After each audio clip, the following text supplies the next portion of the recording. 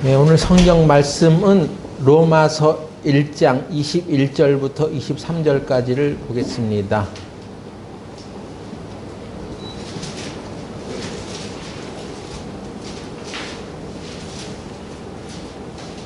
로마서 1장 21절부터 23절까지를 보겠습니다.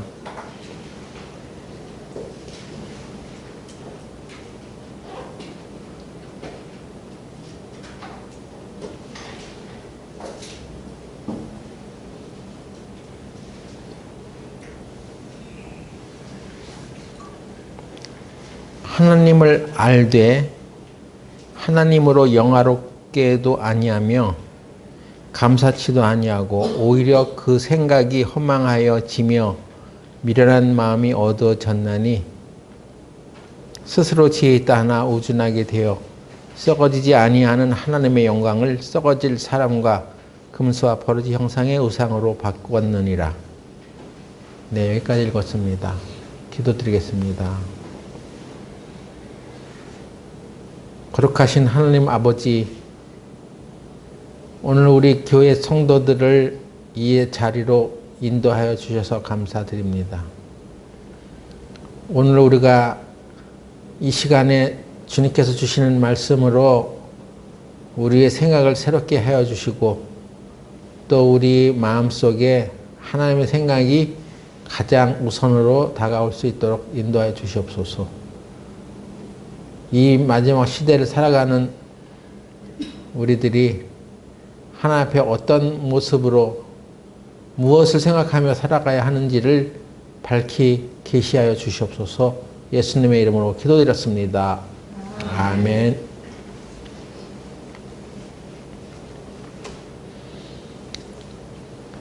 지난 한 주일 동안 우리가 새벽기도 메시지를 통해서 보내준 이야기 가운데는 제가 하루하루 지내면서 생각하고 또 생각했던 여러 가지 것들이 함께 들어 있습니다. 이번 주는 제가 뇌졸중으로 쓰러진 지 1년이 되는 주예요. 1주년 되었습니다. 그래서 1년 동안 내가 어떻게 살아왔는지 또 무엇을 추구하며 살아왔는지를 다시 한번 되돌아보는 시간을 가졌습니다. 1년 전에 저는 오늘도 평상시와 똑같은 날이 될 거라고 의심치 않고 교회로 걸어왔습니다. 그리고 교회 앞에 주차되어 있었던 차를 주차장으로 옮겨야 되겠다 생각을 하고 주차장으로 안전하게 파킹을 해놓고 내려오면서 몇 발자국 걷다가 그때부터 내 1년 전의 생활이 소용돌이 치기 시작한 거예요. 그때 쓰러져 가지고 이게 바로 나도 뇌 치료를 받는구나, 겪는구나 하는 생각을 하게 되었습니다. 그로부터 1년 후에 나의 모습은 정말 많은 변화를 겪었습니다.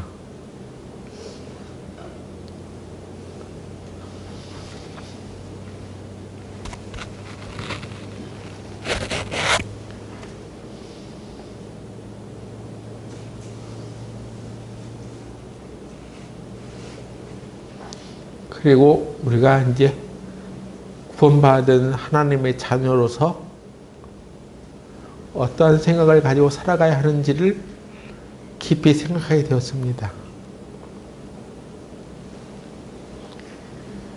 그 말씀 중에 하나가 로마서 1장 21절부터 23절에 오늘 본문의 말씀에 나온 대로 인간이 하나님 앞에 어떤 모습과 어떤 생각을 가지고 살아야 하는지를 우리들에게 제시해주고 있는데,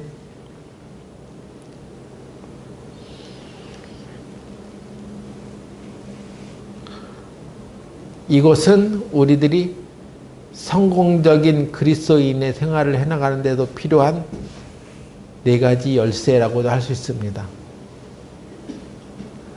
4가지 열쇠.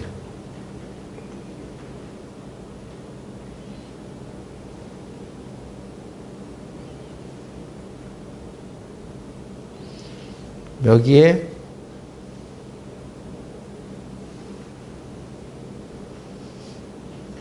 첫 번째,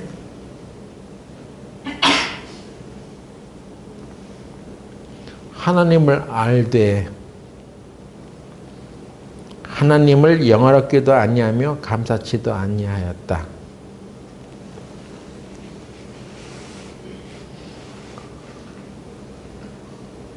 물론 하나님을 알지 못하는 사람도 세상에는 많이 있습니다.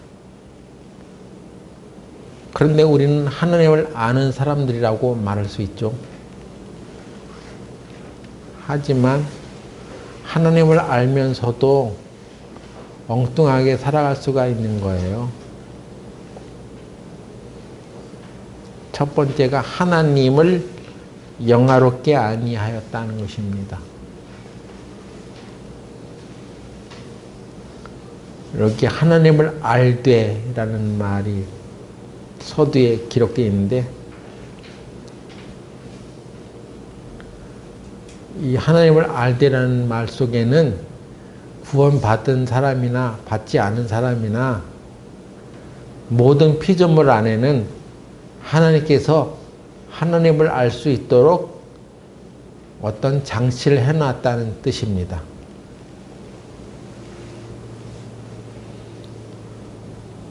구원받지 않은 이방인들에게 복음을 전할 생각을 하면, 이 사람들에게 하나님이 살아계시다는 것을 알려줘야 되는데, 그러려면 내가 지식을 좀 많이 갖춰야 되는데,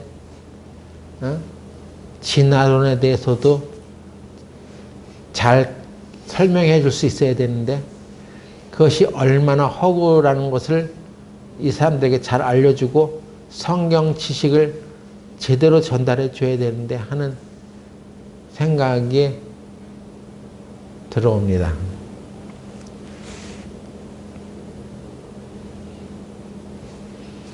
그런데 제가 사람들을 계속 만나며 지내온 결과, 이 사람들이 하나님이 계시다는 것을 몰라서 구원을 못 받는 게 아니더라고요.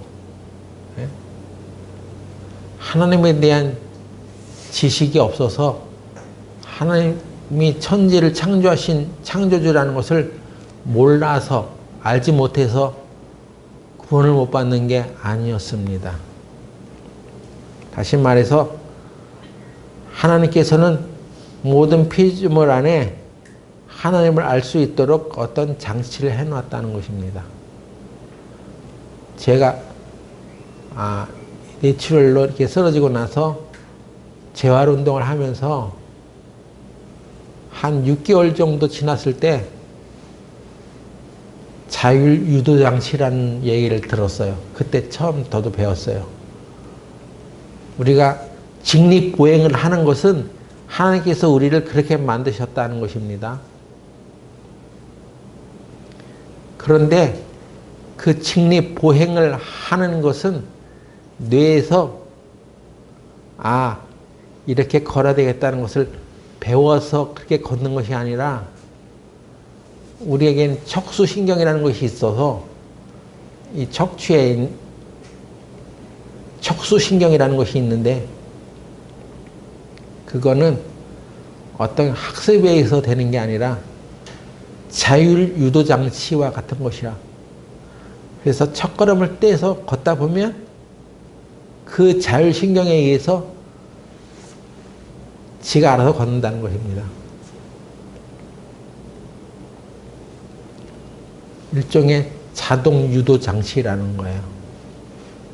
그래서 왜 그 걸음 연습할 때 왜 당신 못 걷느냐고 이렇게 오른 왼발 높이 들고 오른쪽 멀리 딛고 뭐 이렇게 구체적으로 가르쳐서 되는 게 아니라 그 사람 안에 있는 그 자율 유도 장치에 맡기라는 것입니다. 그렇게 걷는 거예요. 마찬가지로 하나님이 우리 모든 피조물 안에는 하나님을 알 수 있는 유도 장치를 주었다는 것입니다.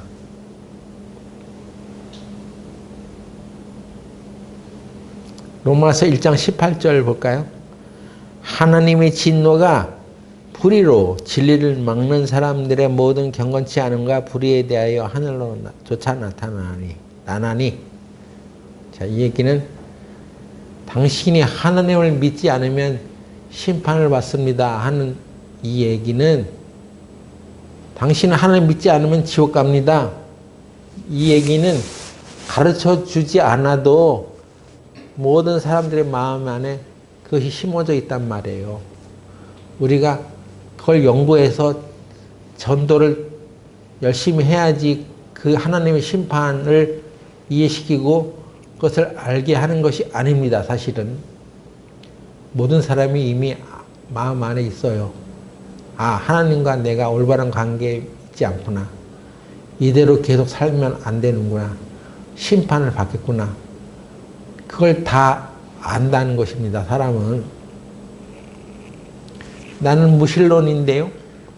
나는 불교인데요. 제가 그 병원에서도 전도를 해보면 그렇게 말하는 사람이 있어요. 무신론자입니다. 저는 신의 존재를 믿지 않아요.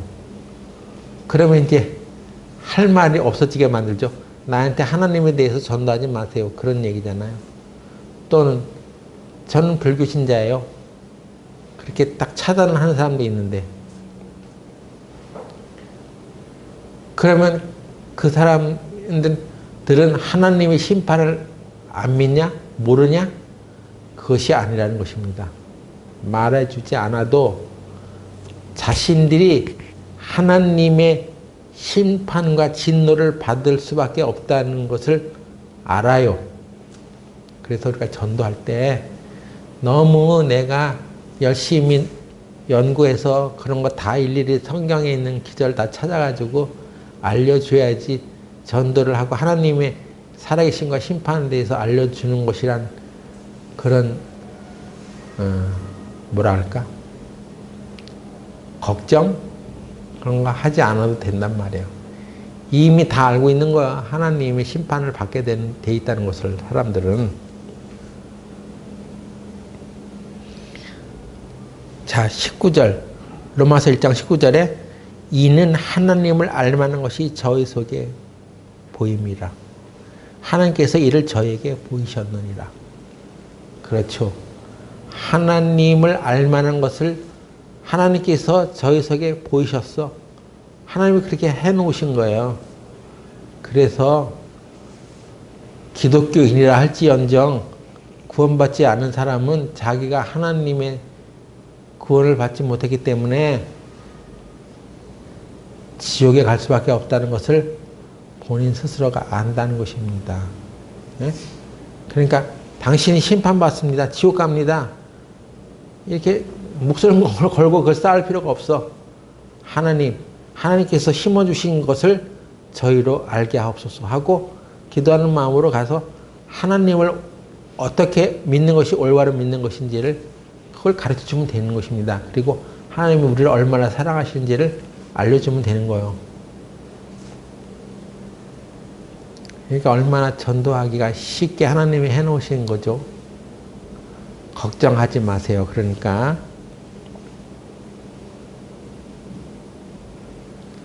나는 무신론자야 하고 하나님 믿지 않아 하는 자라도 전쟁터에 딱 데려가서 막 폭탄이 떨어지고 총알이 빗발치듯 쏟아지는데 한가운데 떨어져 놓으면 혼비백산 해가지고 하나님 나를 살려주세요 한다는 것입니다.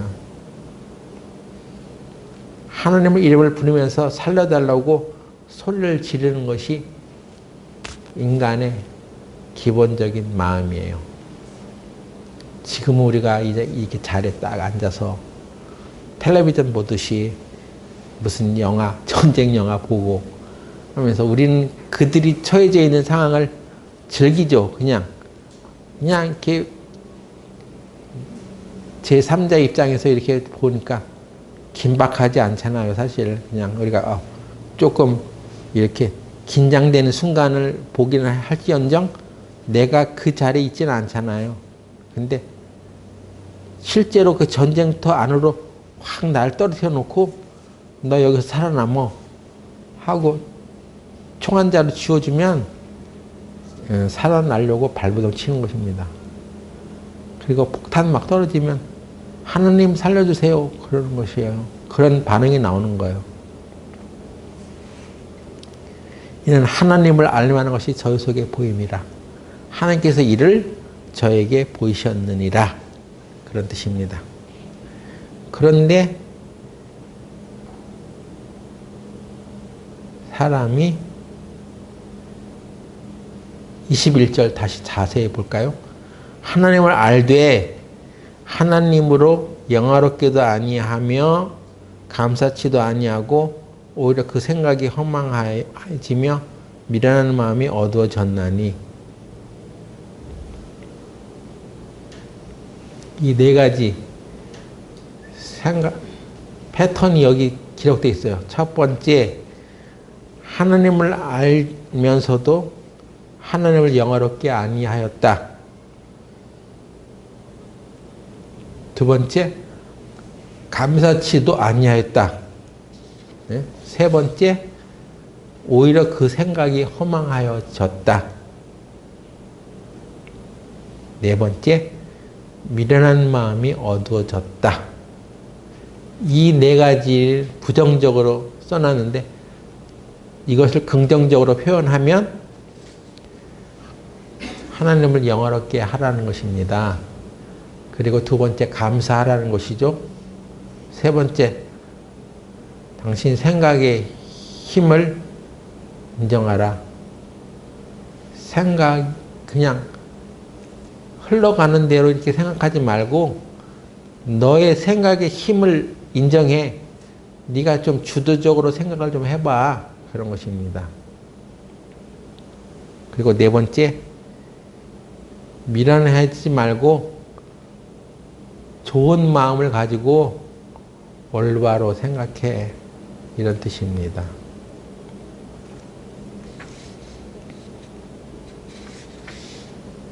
여러분은 우리 신앙생활을 잘 해나가려면 여러분들의 생각이 좀 활발해져야 됩니다. 아무 생각 없이 그냥 흘러가는 대로 살면 안 돼요. 네? 상황에 따라서 흘러가면 안 되는 것입니다. 무엇이 옳고 그른지를 생각해 볼 줄 알아야 되는 거예요. 그것을 상식이라고 해. 상식도 없으면 엉터리로 생각하고 엉터리로 말하고 엉터리로 결정을 하는 거예요.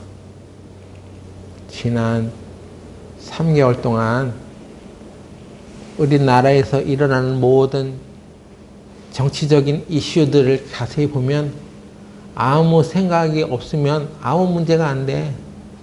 그냥 그런가 보다. 그런데 제대로 생각을 해보면 이건 완전히 엉뚱한 일들이 자꾸 벌어지는 거예요. 상식과 제대로 된 생각을 가지고 사태를 바라볼 수 있어야 하는 것입니다. 그렇게 안 하면 누가 이렇게 하는 대로 그냥 그런가 보다 저런가 보다 하고 아무런 평가를 하지 않고 흘러가는 대로 살아가는 사람이 되는 것입니다.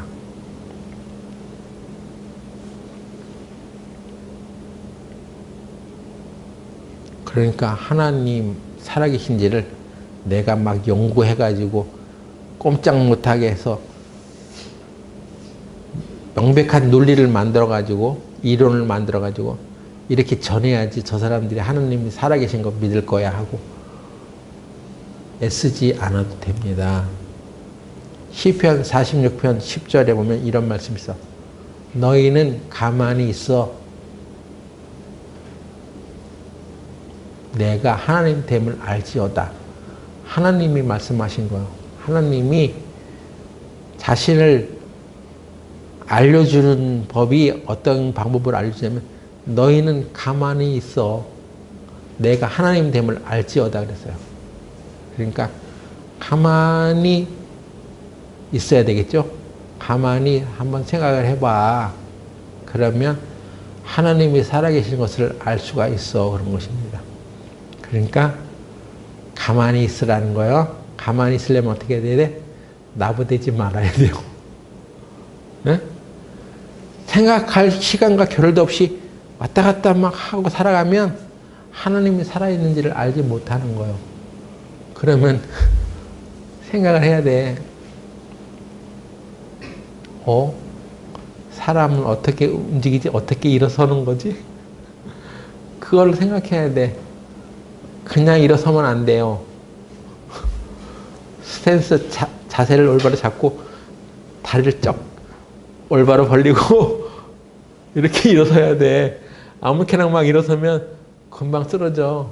그러니까 생각을 해야 돼. 가만히 있으면 하나님이 이렇게 사람을 걷게 하는 것은 정말로 신기한 거예요. 인간의 뇌 속에서 그런 신경세포가 활동해가지고 그렇게 걸어가게 하는 것이 정말 오묘합니다. 정말 하나님이 이 머리에 심어준 이 신경 이런 것들은 정말로 신비하고 놀랍습니다. 그런데 우리는 여태까지 그냥 그런 줄 알고 살았어요. 내가 아침에 눈을 뜨면 살아있는 거고 당연히 살아있으면 움직여야지 하고 움직이고 출근하고 공부하고 하루를 또 보내고 내가 잘나서 하루를 또 살았던 거예요. 내 육신의 소망을 따라서 살아왔던 것입니다. 그런데 그게 그럴 것이 아니에요. 하나님이 이렇게 심어준 생각, 하나님이 심어준 우리 안에 있는 신경 이런 것들이 오묘하게 이렇게 조합이 돼서 활동함으로 인해서 내가 아침에 일어나서 밥을 먹고 화장실도 가고 출근하고 출근하는데 버스를 타러 정장에 가서 차가 빨리 떠나면 빨리 가가지고 차를 세우고 거기 빨리 올라타고 버스 타는데 지장이 있어요, 여러분? 그런 거 느껴봤어요? 버스가 왔는데 내가 좀 늦게 왔어. 그래서 버스가 막 출발하려고 그래. 그때 여러분은 어떻게 하십니까? 당연하지. 그냥 빨리 앞에 가지고 세워달라고 하고 타면 되지. 카드 찍고 자리에 앉으면 되지. 이런 게 아주 수월하잖아요. 그런 거 뭘 말로 설명해. 근데 이게 머리 한번 다치니까 그건 나한테 너무 어려운 거예요. 가급적 우리 같이 약한 사람은 버스 타면 안 되겠더라고. 그냥 자가용 타고 자기 차 타고 다니는 게 속 편하겠더라고요. 횡단보도도 그냥 막 건너면 안 돼. 가급적 횡단보도 건너지 않아야 되겠다는 생각이 들 정도로 걷고 앉고 서고 하는 것이 굉장히 불편합니다. 근데 여러분들은 그런 거에 하나 제약을 안 받고 당연히 내가 할 수 있는 건 내 힘으로 하는 거지 하고 그것에 의해서 살아왔어요. 살아가고 있을 것입니다. 하나님이 우리에게 그런 능력을, 은혜를 베풀어 놓으신 것에 대해서 감사합니까? 여러분이 새벽에 일어나서 직장에 출근하는 것을 여러분이 조금만 게을리지 않으면 부지런하면 출근할 수 있게 된 것이 감사하지 아니야 합니까? 감사하지 않아요? 감사하죠? 감사할 게 한두 가지가 아닙니다. 근데 몸을 다친 사람은 그런 것을 저차 제대로 할 수 없을 때가 있습니다.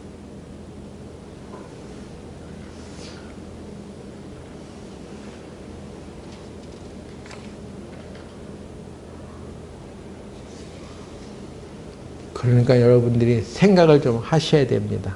아, 내가 지금 얼마나 하나님의 은혜를 잊고 살아가는 것인지. 매일 TV만 보고 유튜브만 보고 그러면 바쁘게 살아가는 거야. 그러다 보면 생각할 시간을 놓치는 거예요. 그것을 제작한 사람들의 의도에 따라서 내 생각이 그냥 흘러가는 거야. 그래서 여러분 유튜브 보게 되면 그런 화면을 자꾸 보게 되면 눈 하나 깜짝 안 하고 그걸 뚫어지게 쳐다보게 돼요. 그래서 눈이 안 좋아지는 거예요. 집중력 100%예요. 저것이 어떻게 되는가 하고 뚫어지게 쳐다보는 것입니다. 대신에 나는 생각을 안 하는 거야. 내 생각이 주도적으로 하는 게 아니라 그 화면이 보여주는 대로 내 생각이 이끌려 가는 거예요. 여러분, 예전엔 TV 많이 보지 말라고 제가 얘기했는데 요즘 시대에는 유튜브 많이 보지 마세요. 아셨죠? 여러분의 생각을 다 사로잡는 도구입니다. 하나님의 말씀과 책을 보고 이렇게 생각하는 것이 아니라 그냥 그 화면 속에 나타난 현상들만 가지고 이렇게 눈에 보여지는 감각으로만 그걸 느끼기 때문에 여러분들은 하나님이 원하시는 삶을 살 수가 없습니다. 일단 생각이 결여된단 말이에요.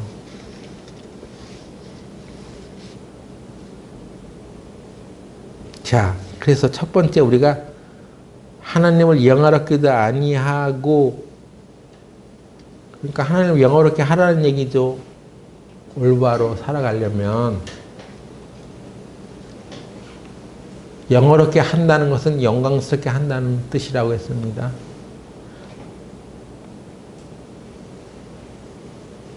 어떻게 하는 것이 하나님을 영광스럽게 하는 거예요? 이 낱말의 뜻이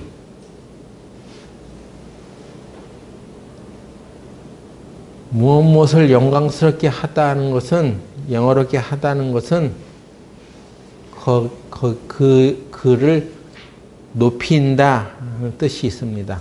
가치를 두다 하는 거예요.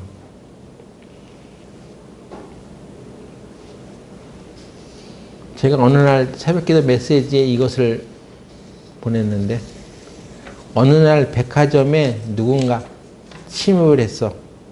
그래가지고 그 백화점 내에 있는 상품 뭐 이런 거를 그런 건 하나도 훔치지 않고 대신에 가격표를 바꿔놨어요. 100만 원 하는 가격표에 있는 것을 떼가지고 10,000원짜리에다 붙여놓은 거예요. 전 백화점에 있는 상품을 다 그렇게 해놨다는 것입니다. 그래서 100만 원 하던 물건이 그 다음날 10,000원에 팔려나가는 사태가 벌어진 거예요. 그래가지고 그 백화점이 정오까지 엄청난 손해를 입게 되었답니다. 누가 그 가격표를 바꿔놓았냐면 한 도둑이 그렇게 해놨다는 것입니다. 그것처럼 사단이 우리 인생에게 해놓은 작업이 바로 그런 거예요.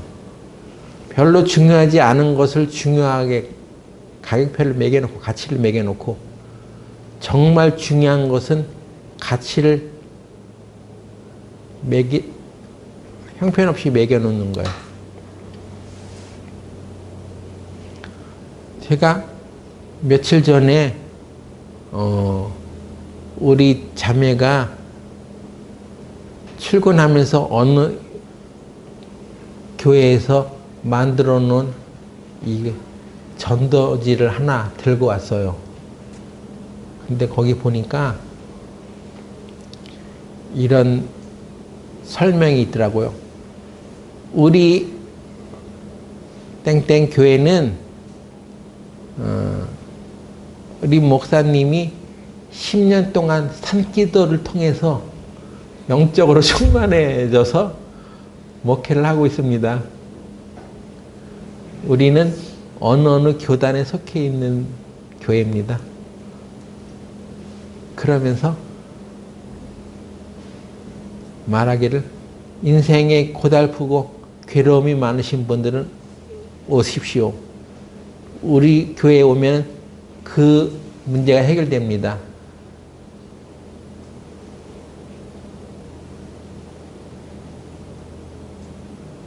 서울 아산병원에서도 고치지 못했던 암과 뇌전증을 기도로 고쳐줍니다. 또 재정의 핍박을 받고 있는 사람들에게는 기도로 그 문제를 해결해 줍니다. 아주 좋습니다. 거기 보니까 진짜 이 교회 다니면 무병장수 운수 대통이야. 그냥 아무것도 그냥 걱정할 것이 없는 그런 소개를 하고 있는 거예요. 그런데 가장 중요한 가치, 당신이 우리 교회에 나오면 구원받고 천국에 갈 수 있습니다 하는 얘기 하나도 없는 거예요. 여러분, 어떤 것이 제일 중요합니까? 물론 우리도 병들지 않는 거 좋아하죠. 돈이 많이 있는 거 좋아하죠.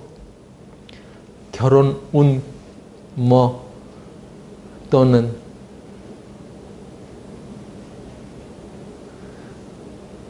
아기를 못 낳는 사람들은 아기를 낳을 수도 있습니다. 이런 거 다 좋아해. 그런데 영원한 천국에 대해서는 한마디도 없어.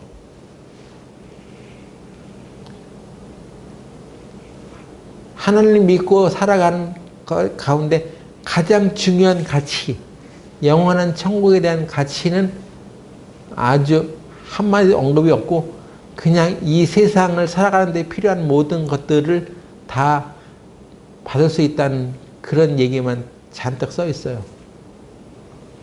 그런데 제가 그 전도지를 딱 보는 순간에 나도 병원에 있을 때 나한테 그런 질문을 했었던 요양보호사 한 분이 있었어요.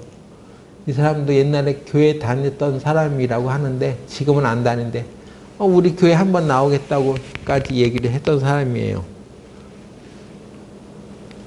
이제 찾아오기를 기다리고 있는데 아직도 안 찾아왔어. 근데 이 사람이 말하기를, 저는 하나님은 사랑이시다라는 말을 들었어요. 교회 가서. 여러분도 들어보셨죠? 하나님은 사랑이시다. 그런데 정말 하나님이 나를 사랑하실까요? 그건 나름대로 의미가 있는 질문이었습니다. 근데 나는 하나님이 나를 사랑한다는 것을 잘 모르겠어요. 그러는 거예요. 그 사람이 어떤 생각으로 그런 말을 했냐면, 그 요양보호사라는 직업이 굉장히 힘든 직업이에요.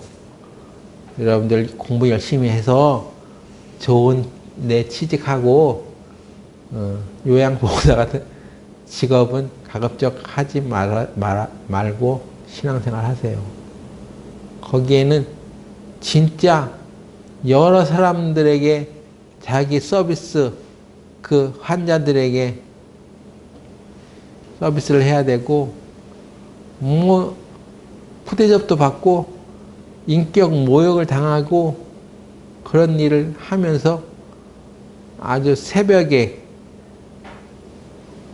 이교대인가 그렇게 일을 해요. 남들 다 잘 때 일어나서 일을 하는 거예요. 교대로 그것을.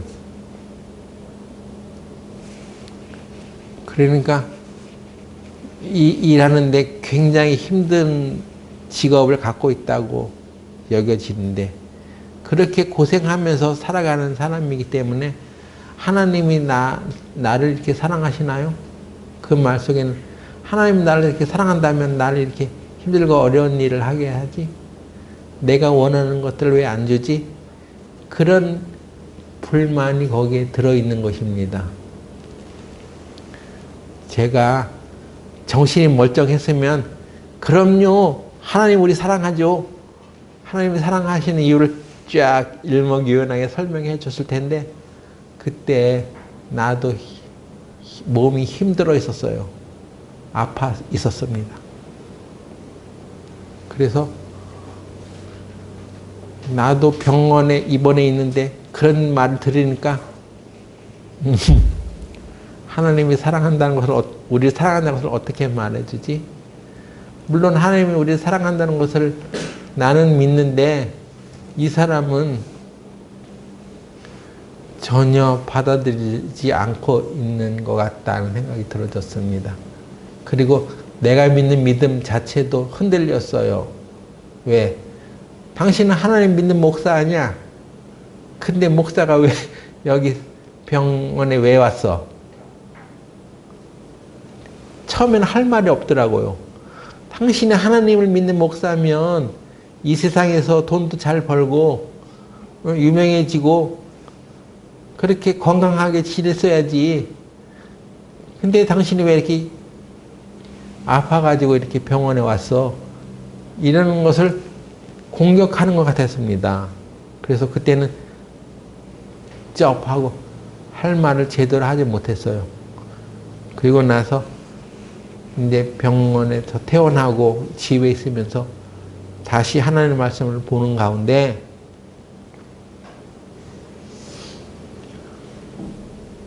내가 지금 이 세상에서 무엇을 가장 가치 있게 여기는지 다시 점검해 보게 되었습니다.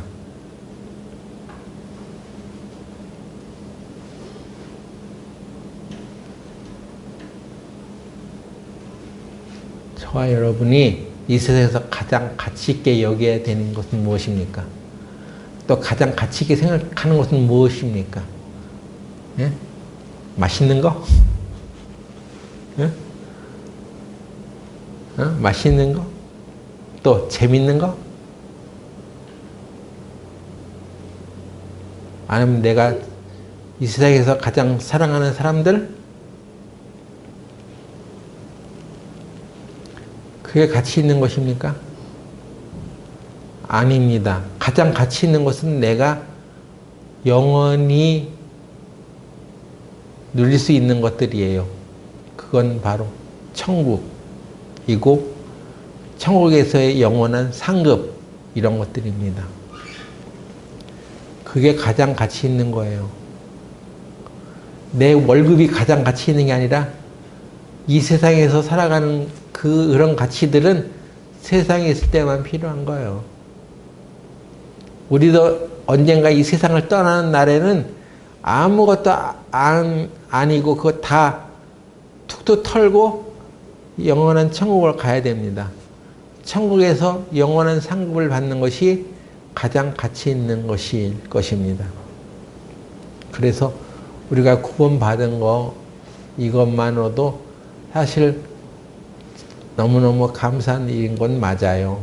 그런데 우리가 그동안 하나님의 구원의 말씀 속에는 여러 가지 것들이 들어있다는 것을 그동안 몰랐던 것을 이렇게 밝혀가는 가운데 구원의 가치가 상당히 또 왜곡되었을 수도 있는데 여러분이 지옥으로 가지 않게 된 것은 하나님이 우리에게 천국 갈 수 있는 자격을 이미 주었다는 것은 너무나 감사한 일이고 그것에 대해서 우리가 가치를 두어야 합니다. 아무리 교회 안에서 병을 고치고 시집 장가 잘 가게 하고 돈을 많이 벌게 하고 이런 것들을 가르쳐 준다 하더라도 그걸 깨달았다 하더라도 그런데 영원한 천국을 갈 수 있게 해주지 못한다면 그거는 구원받지 못한 거예요. 그 사람들은 교회는 다니지만 우리가 똑같이 뭐 어떤 교리적인 것들을 얘기할 수 있을지 모르지만 영원한 천국에 대해서 자신 있게 얘기하지 못하는 것은 그만큼 그들이 하나님에 대한 가치를 높이고 있지 않다는 것입니다.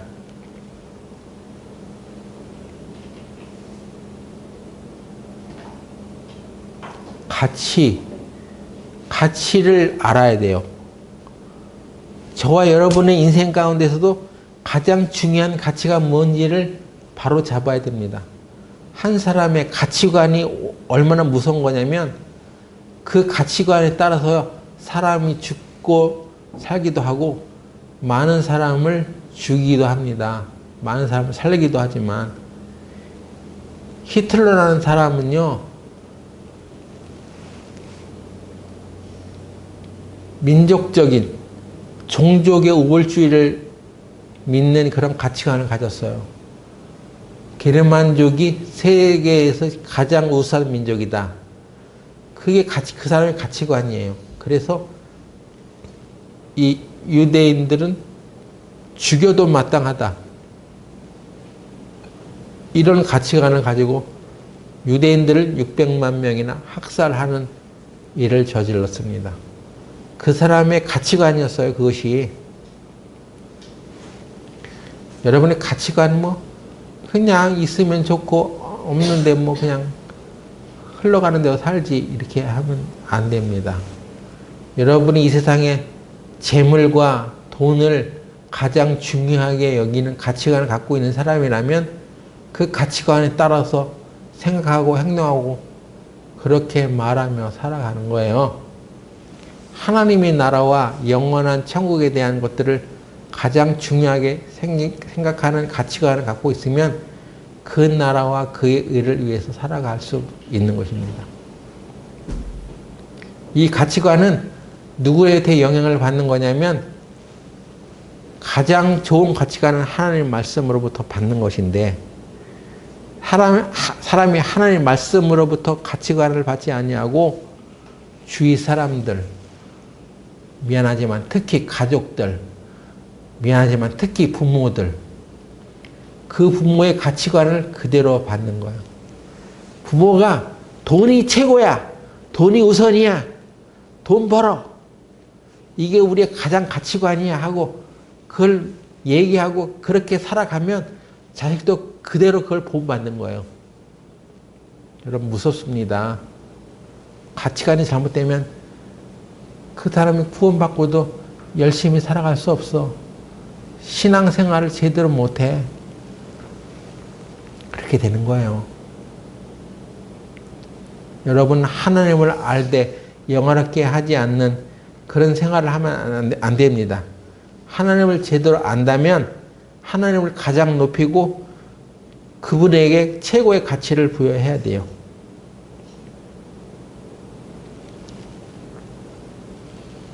하나님이 원하시는 것이라면 내가 목숨까지도 하나님께 드리고 내가 살아간다. 죽더라도 그렇게 죽는다 하는 것이어야 됩니다. 제가 퇴원할 즈음에 8월 달쯤에 뉴스를 봤어요. 병원에서 뉴스를 보는데 프랑스의 유명한 세계적인 배우가 있는데 아랑드롱. 예? 엘랭드롱. 우리말로는 편한 말로 아랑드롱이라는 유명한 배우, 남자 배우가 있는데 그 사람이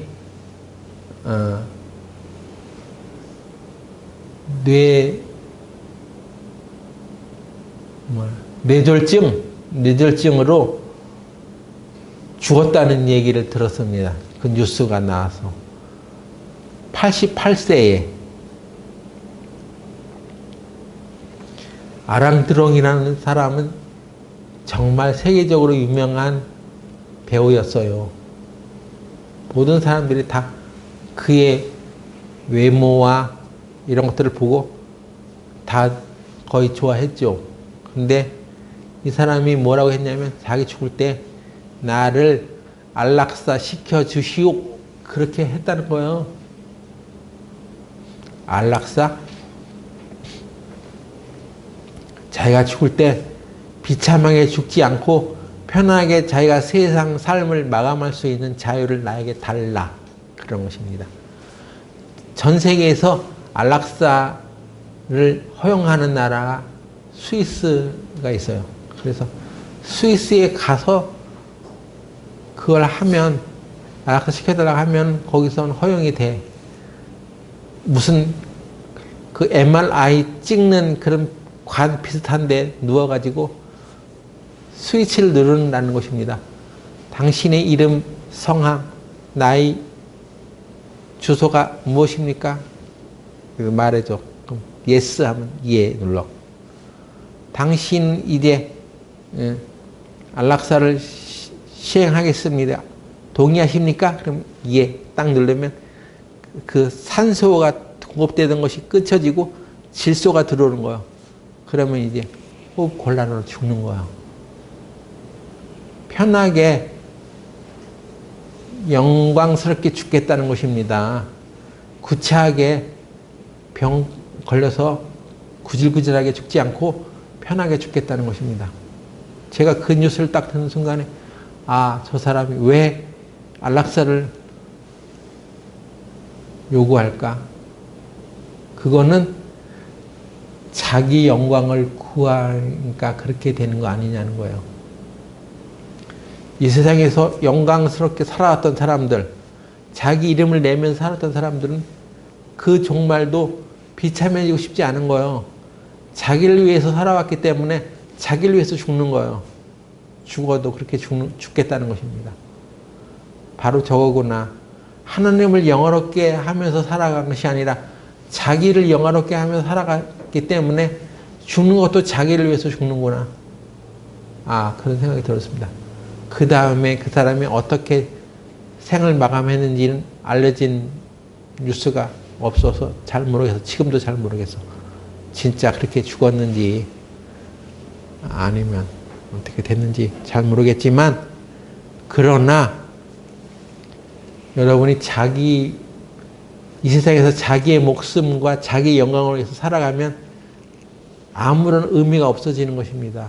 자기 영광만 내세우면서 살아가는 거예요. 그러다 죽는 거예요. 우리 그리스도인들은 그렇게 살아가서는 안 됩니다. 이 세상에서 무엇이 중요합니까? 여러분의 직업이 중요합니까? 여러분의 명예가 중요합니까? 그것을 위해서 살아가는 거예요. 그러다가 영원한 천국에 갈 때는 아무것도 가져갈 수가 없는 것들인데 왜 그런 것에 목숨을 걸고 목매며 살아가냐 하는 것입니다.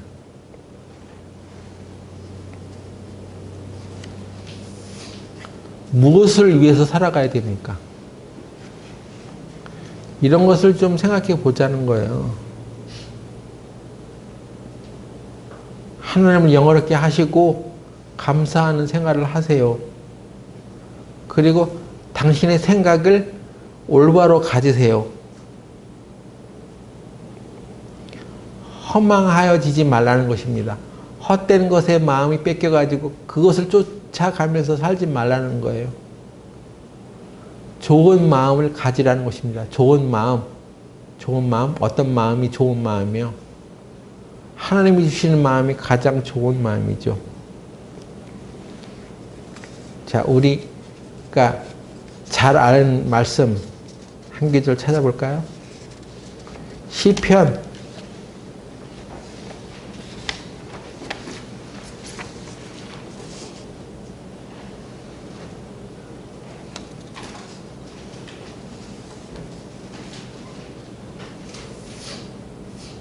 34편 7절인가?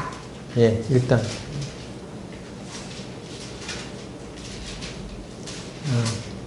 시편 37편 4절입니다.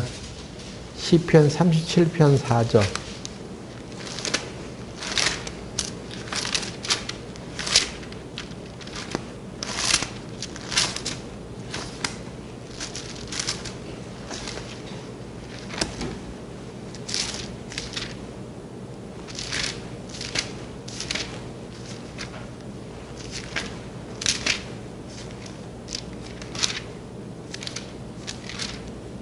시편 37편 4절. 또 여호와를 기뻐하라. 저가 네 마음의 소원을 이루어 주시리로다.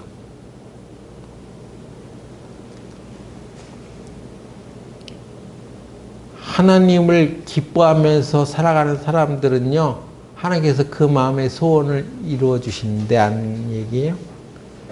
미안하지만 이런 것은 그런 뜻이 아닙니다.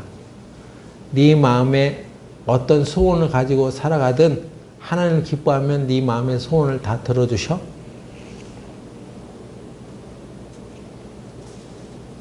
이거는 성경 해석의 원리들을 조금 배워야 되는데, 지금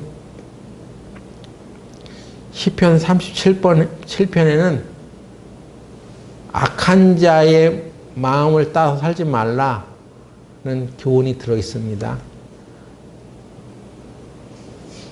악한 자와 의인에 관한 얘기들을 서로 대조하면서 악인의 뜻을 따르지 말고 의인의 뜻을 따르라고, 의인의 길을 가라고 경고하고 있습니다. 그래서 네 마음의 소원을 이루어주신다는 얘기가 악한 사람의 마음의 소원을 말하는 게 아니라 의인의 소원을 말하는 것이에요. 그러면 마음의 소원은 우리들에게 어떻게 주어집니까? 우리 잘 아는 말씀 있죠? 하나님께서는 우리에게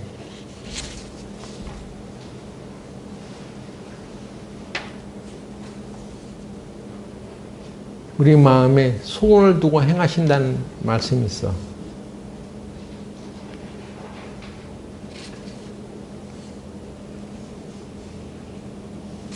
그러니까 이 소원은 내 소원이 아니라 하나님이 주시는 소원이에요.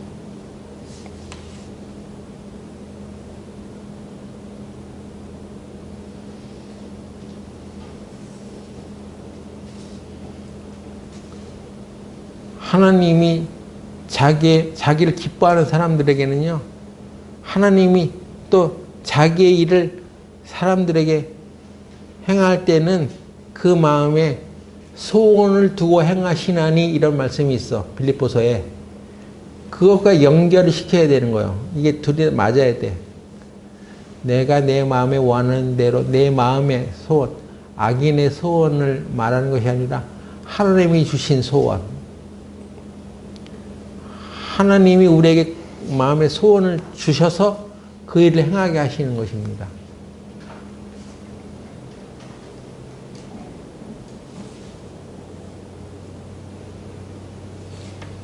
그래서 빌립보서 2장 13절을 한번 보세요.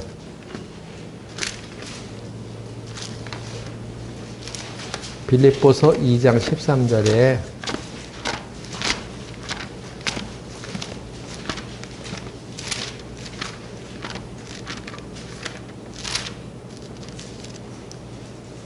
빌립보서 2장 13절 너희 안에서 행하시는 이는 하나님이시니 자기의 기쁘신 뜻을 위하여 너희로 소원을 두고 행하게 하시나니.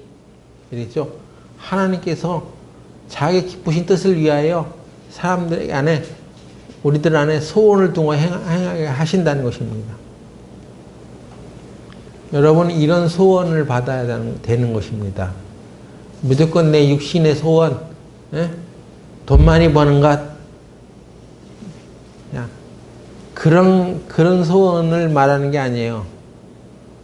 돈을 벌어도 그 돈을 가치 있게 쓰고 하나님 나라를 위해서 사용해 가면 문제가 없죠. 그리고 하나님이 원하시는 소원일 수가 있어. 그런데 하나님의 소원이 아닌 자기 마음의 소원으로만 일을 하려고 하니까 하나님은 귀찮고 간섭하지 않기를 바라는 거, 사람이. 그건 하나님의 소원이 아니잖아요. 네 마음의 소원은.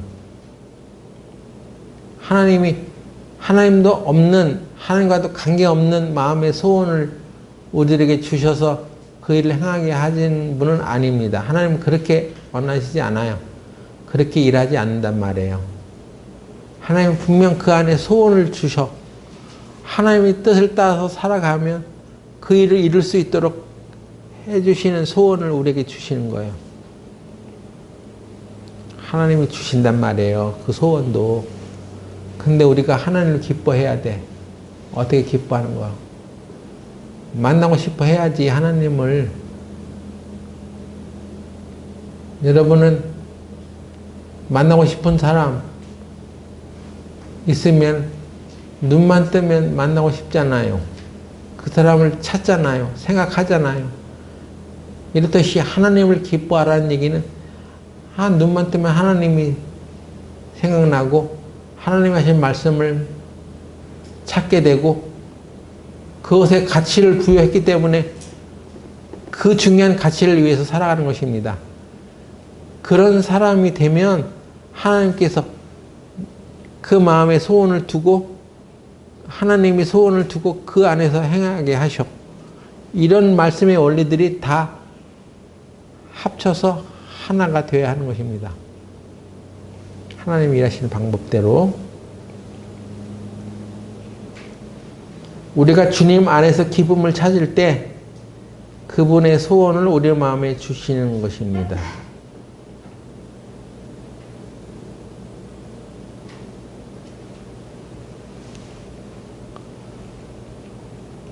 근데 하나님이 주신 소원은 너무나 희생이 클 것 같으니까 그걸 두려워하는 사람도 있어. 내가 하나님을 기뻐하는데 하나님이 나한테 너 아프리카에 가서 복음 전에 이런 소원을 주실까 봐 걱정하는 사람이 있어. 그건 지극히 자기 생각이야. 인간적인 생각.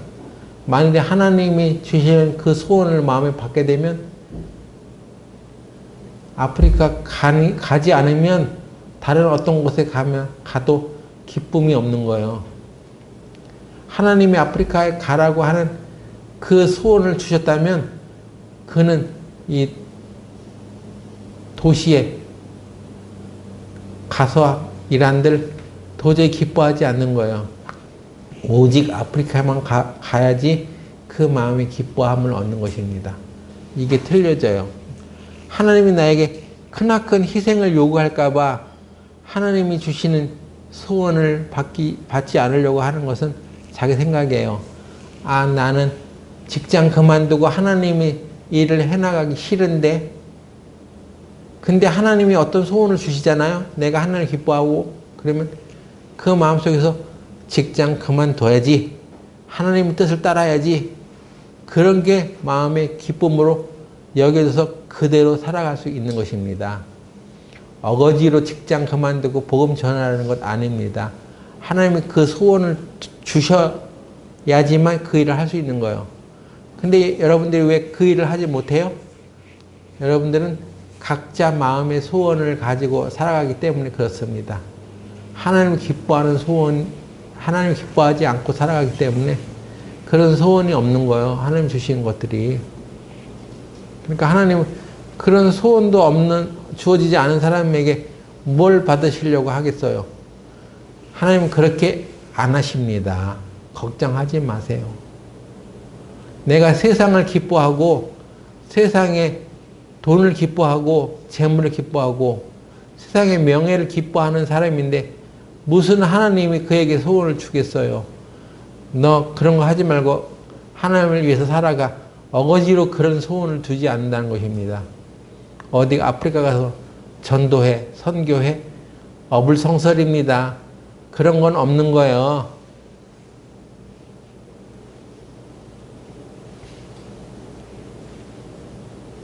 그래서 여러분 하나님을 기뻐하세요. 그러면 하나님은 선하신 분이기 때문에 나에게 가장 좋은 것들을 주시는 분입니다. 하나님이 가장 좋은 선한 것들을 나에게 주시는 것이니까 하나님을 믿고 의지하시는 것입니다. 하나님을 믿고 의지하는 사람은요 단순합니다. 예? 복잡하지 않단 말이에요. 머리 쓰지 않단 말이에요. 내 머리 굴려가지고 하나님 일을 하는 게 아니에요. 하나님은 가장 단순한 사람을 도우십니다. 가장 순박한 사람, 오직 하나님께만 그 소원을 둔 사람, 그 사람을 들어서 하나님의 놀라운 일을 하십니다. 그래서 여러분 어린애 같은 마음을 가져야 됩니다. 잠언 23장 3절 또 보겠습니다.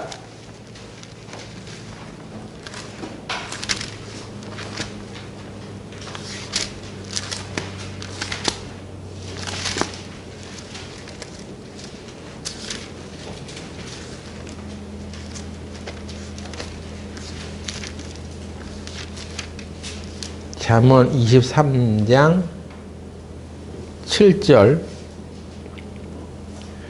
대저 그 마음의 생각이 어떠하면 그 위인도 그러한즉. 자, 이 말이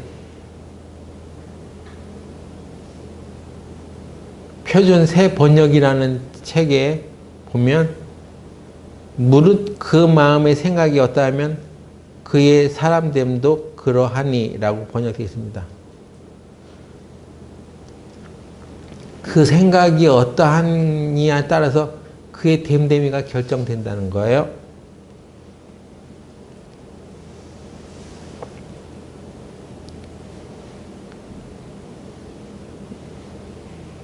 우리 마음에는 내가 누구며 어떤 사람인지에 대한 생각이 들어있어요.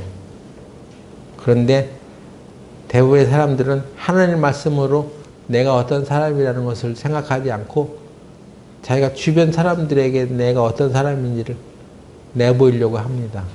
그러면 안 됩니다. 하나님 말씀에 내가 누구라고 하냐면 너는 그리스도인이야. 그리고 그리스도 안에서 의로운 자야. 그리스도 안에서 모든 것들을 받은 자야.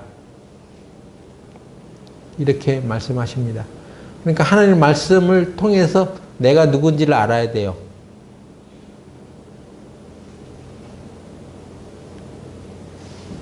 우리 예전에 찾았던 말씀 이거 아세요? 신명기 33장 29절. 신명기 33장 29절.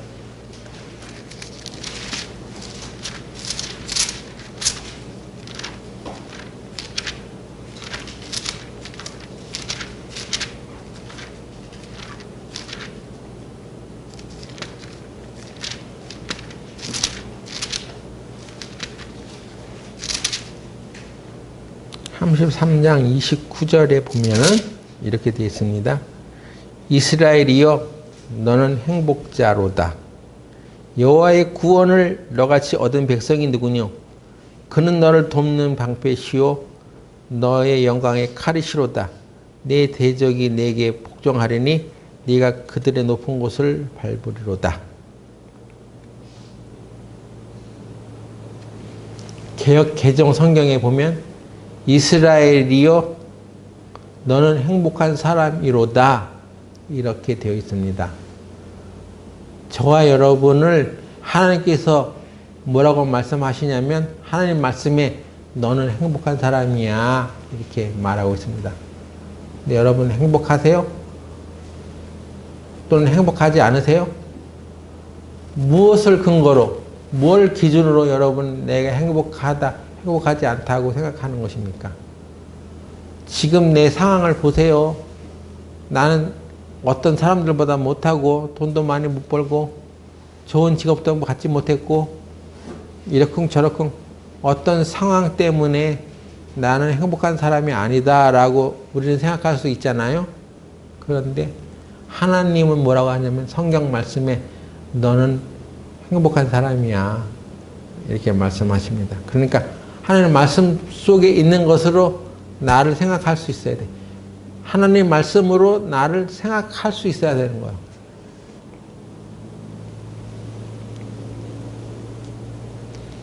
하나님 말씀으로 나를 생각하는 훈련을 하셔야 됩니다. 왜 자꾸 자기 생각으로 나를 생각하세요? 고린도후서 8장 9절.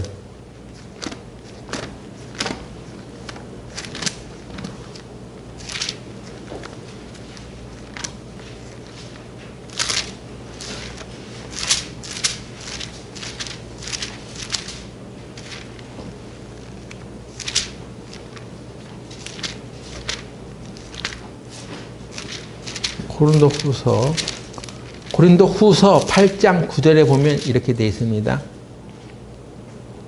우리 주 예수 그리스도의 은혜를 너희가 알거니와 부요하신 자로서 너희를 위하여 가난하게 되심은 그의 가난함을 인하여 너희로 부요케 하려 하심이니라. 이거 그리스도 안에서 우리가 거룩한 교환이 이루어졌다고 하는 내용입니다. 제가 수년 전에 청년회 때 무슨 책 하나를 소개해주고 그것을 계속 읽고 와서 교제하자고 했던데 거기에 들어있던 내용이 바로 이거예요. 거룩한 교환이라는 것입니다. 예수님께서 우리 죄를 대신해서 십자가에서 죽으셨어. 그래서 우리는 그가 부요하신 자로서 우리를 위하여 가난하게 되신 것은 그가 가난해짐으로 인해서 우리를 부요케 하려 하십니다. 그러니까 우리는 부요한 자란 말이에요.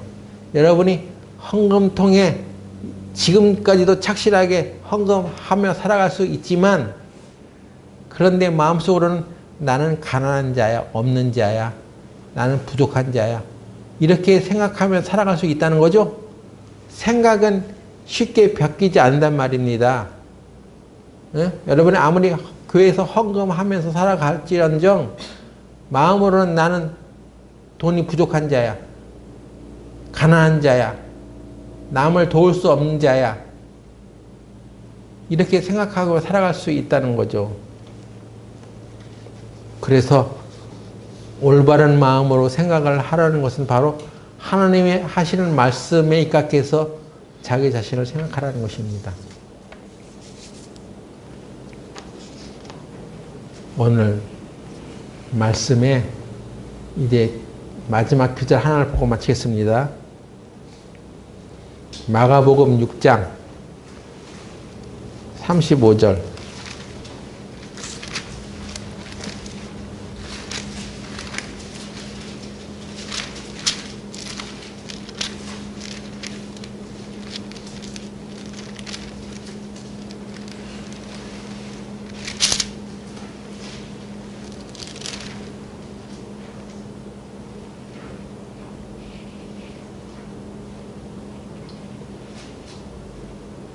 때가 저물어가매 제자들이 예수께 나와 여짜오되 이것은 빈들이요 때도 저물어가니 무리를 보내어 두루 촌과 마을로 가서 무엇을 사 먹게 하옵소서. 대답하여 가라사대 너희가 먹을 것을 주라 하시니 여짜오되 우리가 가서 200데나리온의 떡을 사다 먹이리까? 자, 오병이어의 기적이 일어나는 장면이죠. 물고기 2마리와 떡 5덩이로 5,000명을 먹인 기적이 일어났을 때 예수님과 제자들이 하는 대화를 잘 보면 제자들도 이 사람들에게 많은 무리들에게 떡을 먹여야 되겠다는 필요를 느꼈습니다. 그런데 그 필요를 채워줄 수 있는 능력이 자기에게는 없다는 것을 알았어요.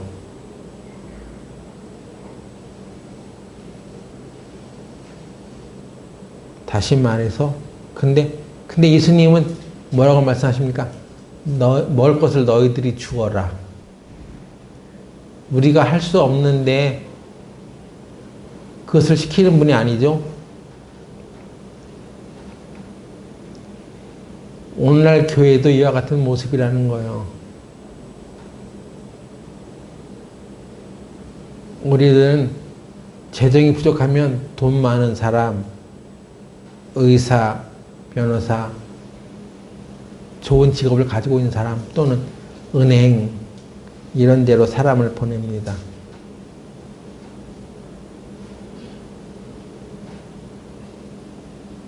그런데 실제로 해답은 우리에게 있는 것을 알지 못하고 남이 와서 도와주길 바래. 너희가 먹을 것을 주어라 하는 얘기는 너네들 안에 해답이 있어. 그런 뜻입니다. 우리는 하나님 나라의 거룩한 일을 위해서 자기 지갑을 보고 그것을 할 수 있는지 없는지를 확인하는 것이 아니라 우리들의 자원은 하나님으로부터 온다는 것을 알고 영적인 자원을 바라봐야 하는 거예요. 물질적인 자원을 보고 대답하지 말고 교회에 무슨 복음 전하는 일을 위해서 쓰여야 할 것이 있고 투자해야 될 것이 있을 때 또는 무슨 장비를 살 때 지금까지 여러분들이 교회 안에서 그런 것을 어떻게 투자해 왔는지 한번 돌아보세요. 지갑 안에 있는 돈을 보고 결정하지 않았습니까? 재정이 마이너스인지 그런 것만 보고 생각하지 않았어요? 영적인 자원을 보고 판단했습니까? 여러분들은 생각을 올바로 하셔야 됩니다. 제자들도 5,000명을 먹인 그 이적 앞에 우리는 능력이 없어요. 우리가 어떻게 합니까? 했을 때 예수님은 너희들이 먹을 것을 주어라 했을 때는 너희들이 할 수 있어. 너희들에게는 그런 능력을 하나님이 주셨어. 그걸 말씀하는 거거든요. 실제로 지갑엔 돈이 없었어도 하나님의 영이 너희들을 인도하여서 영적인 하나님의 도우심을 받고 그것을 위해서 더 필요를 채워지게 하실 것이고 공급해 줄 거야 하는 믿음으로 우리를 일하게 하신단 말이에요. 그런데 우리는 결정적인 순간에는 다 영적 자원을 의지해서 말하지 아니하고 다 자기가 가진 것을 가지고 말하는 것입니다. 올바른 마음을 가지고 생각하는 훈련을 우리가 계속해 나가야 합니다. 이 네 가지 것들을 잘 주의해서 우리가 살아가면 하늘의 영적인 자원들을 충분히 우리가 잊고 살아갈 수 있습니다.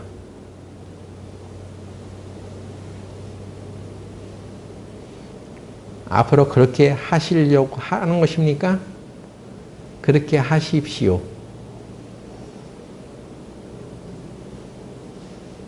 저도 몸이 아팠을 때 내가 아픈 것만 생각하고 살아가면 이게 언제 몸이 좋아질 희망이 하나도 없어 보여요. 그런데 나는 하나님 말씀에 그가 채찍에 맞음으로 너희가 나음을 입었도다 했기 때문에 그 말씀에 의지해서 나는 나음을 받았다. 고침을 받았다. 이렇게 계속 생각하는 거예요. 계속 그렇게 생각하고 나아가다 보면 어느새 내 몸이 하나님 말씀대로 고쳐져 있을 것을 믿습니다. 기도하고 마치겠습니다. 거룩하신 하나님 아버지, 우리가 하나님을 영어롭게도 아니하고 하나님께 높은 가치를 두고 살아가지 아니한 지난 날들을 돌아보게 하여 주시옵소서. 우리가 가진 자원으로만 생각하고 말하고 행동하지 아니하고 하늘에 높으신 하나님이 우리 안에 있다는 것을 믿고 의지하며 살아가게 하여 주시옵소서. 우리들의 생각이 좀 더 나아지기를 바라오며 예수님 이름으로 기도드렸습니다. 아멘.